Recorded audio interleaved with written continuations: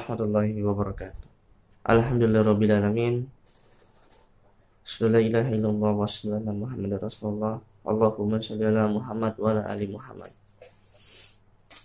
Alhamdulillah, mudah-mudahan pada hari ini kita senantiasa diberikan yang namanya kesehatan, dan mudah-mudahan juga kita senantiasa diberikan yang namanya kesempatan. Dan terlupa pula kita mengirimkan salawat serta salam kepada baginda kita Nabi Muhammad SAW. Pada hari ini kita akan membahas tentang sejarah peradaban Arab atau Mekah sebelum datangnya Islam. Mungkin ada yang bertanya, sebenarnya siapa yang memulai awal peradaban di Arab ini atau di Mekah? Jadi kalau kita menengok kepada sejarah, yang pertama menduduki Mekah adalah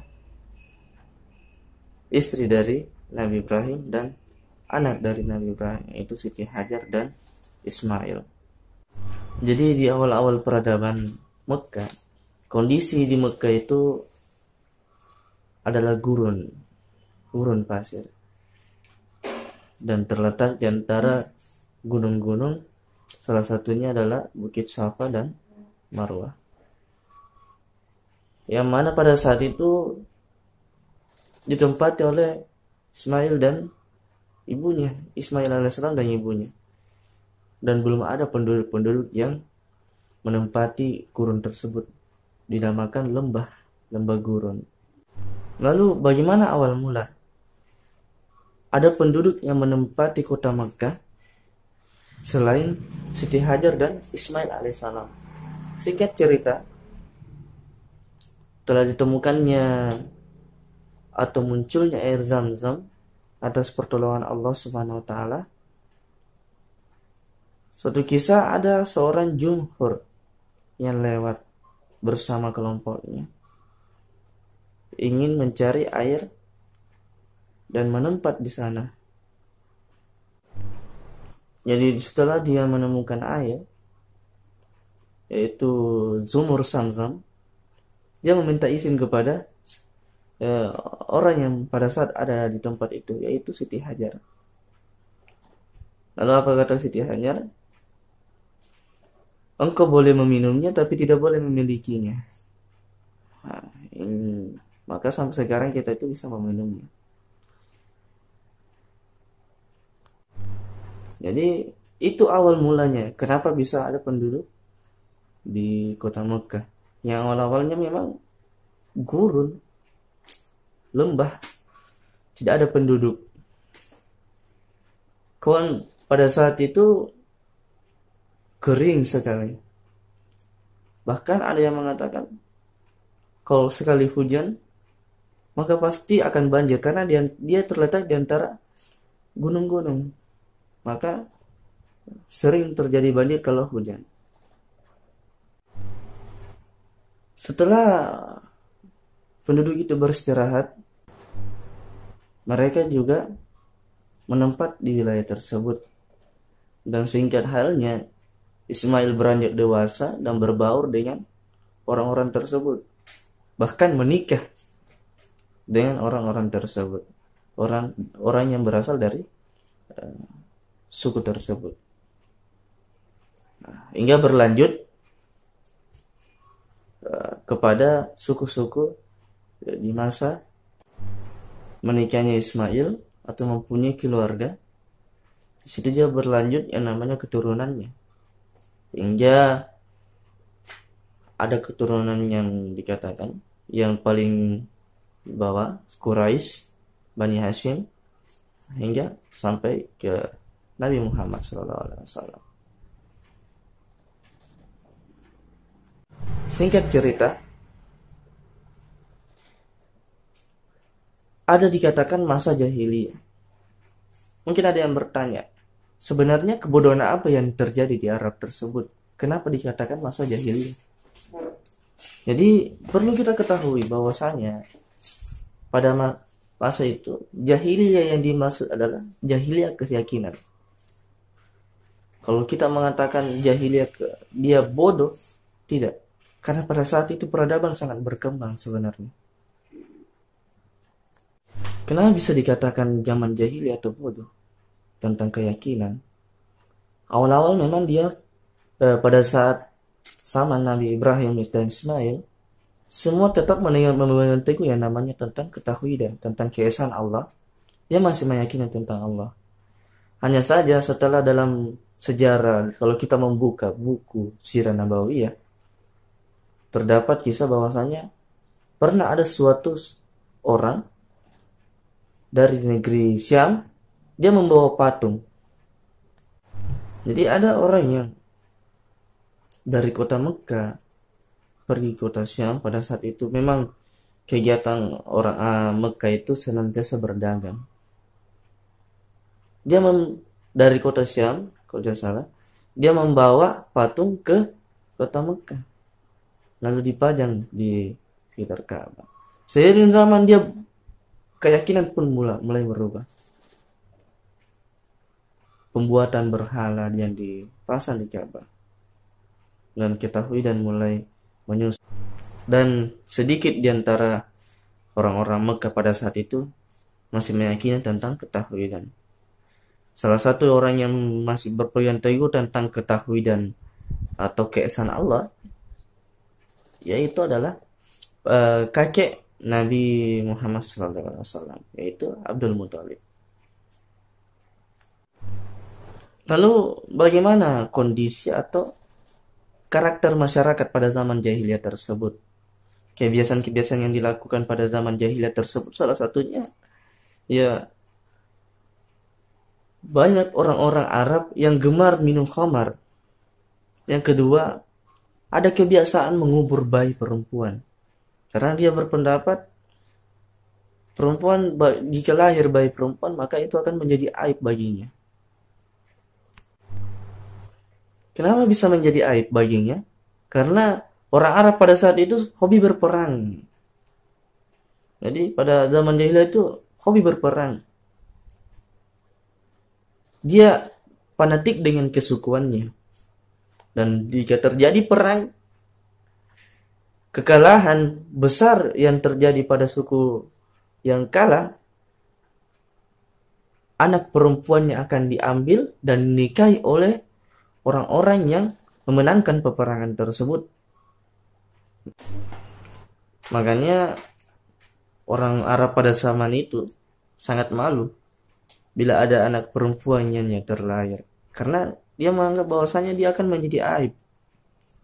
Dia akan dinikahi oleh orang musuhnya tak kala dia kalah perang, atau anaknya yang perempuan akan dijadikan budak oleh orang-orang yang mengalahkan mereka perang.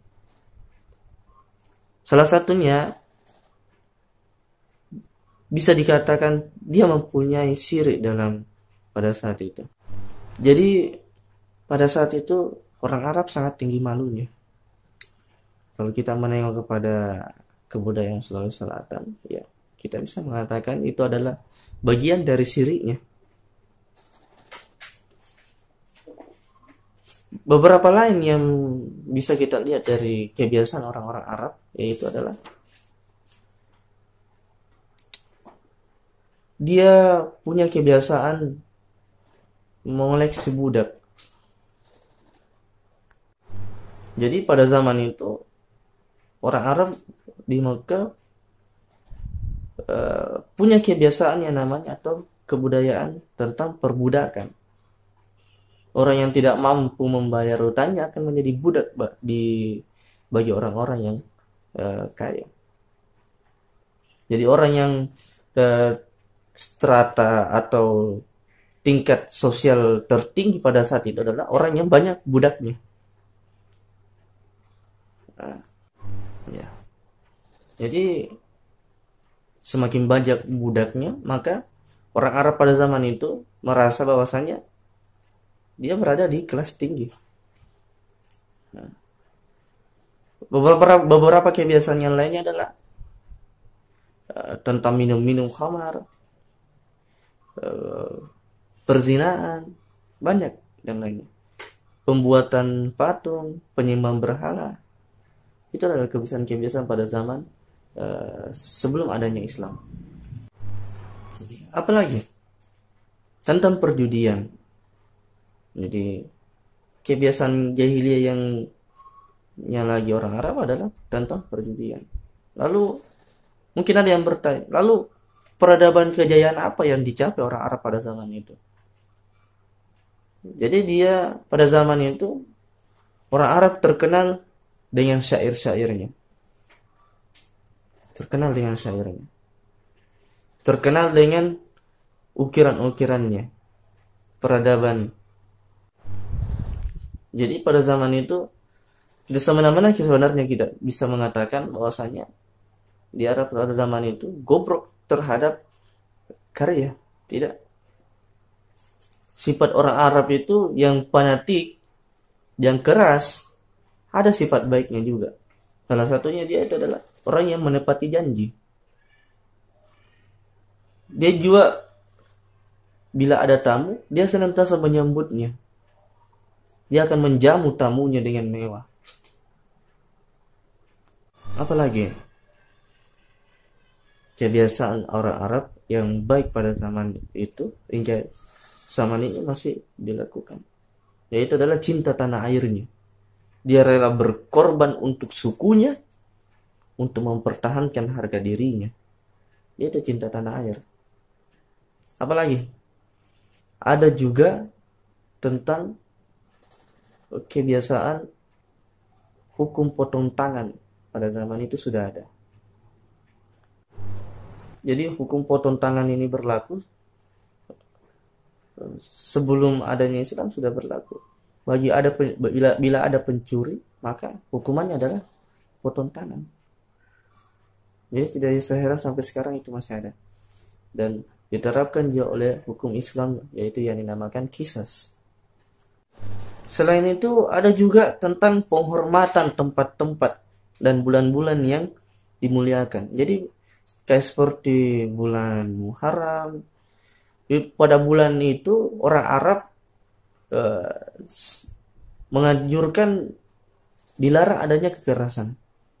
Tidak boleh ada peperangan di bulan Muharram, bulan Zulhijjah. Tidak boleh.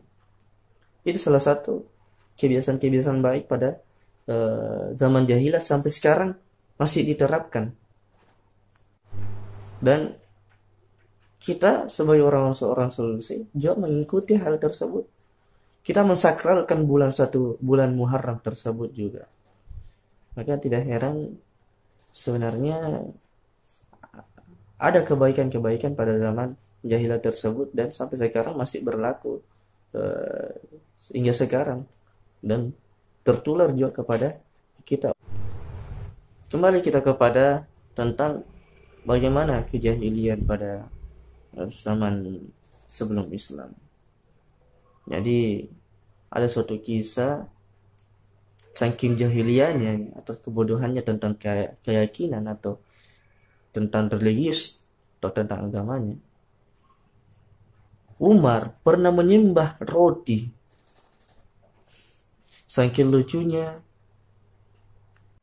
pada saat itu Umar menyembah roti. Dia menganggap Tuhan roti tersebut. Pada saat di perjalanan, dia merasa lapar. Tanpa dia sadar, dia memakan roti tersebut. Dia memakan Tuhannya sendiri. Nah, itulah kenapa dikatakan zaman jahiliyah tentang kebodohan, tentang keyakinan sebenarnya pada saat itu. Dia bodoh akan ketauhidan. Nah, dengan datangnya Islam, maka semua kebodohan-kebodohan tersebut diubah, beransur-ansur disuarakan oleh Nabi Muhammad SAW, tentang kebenaran, ajaran yang benar, tentang keesaan Allah Subhanahu Wa Taala, tentang yang mana patut disembah, dan mengajarkan tentang kebiasaan-kebiasaan baik untuk orang-orang di Arab tersebut, tentang mengubur anak perempuan. Dia itu dalam Islam itu perempuan itu ditinggikan derajatnya. Dalam Islam perempuan dinaikkan derajatnya, dipuji-puji. Jadi bersyukurlah kita yang sekarang mendapati masa di mana kita memeluk Islam seutuhnya. Kita tidak berada di zaman jahiliyah. Bila kita berada di zaman jahiliyah, mungkin kita akan menderita dengan kebodohan-kebodohan tersebut. Maka sungguh ucapan alhamdulillah kita berada di zamannya sangat baik, karena kita berada di zaman kejayaan-kejayaan Islam. Marilah kita senantiasa bersyukur tentang apa-apa yang telah diberikan Allah Subhanahu wa taala. Sekian, berikutnya kita akan bertemu lagi tentang kelahiran Nabi hingga wafatnya. Assalamualaikum warahmatullahi wabarakatuh. Salam peradaban.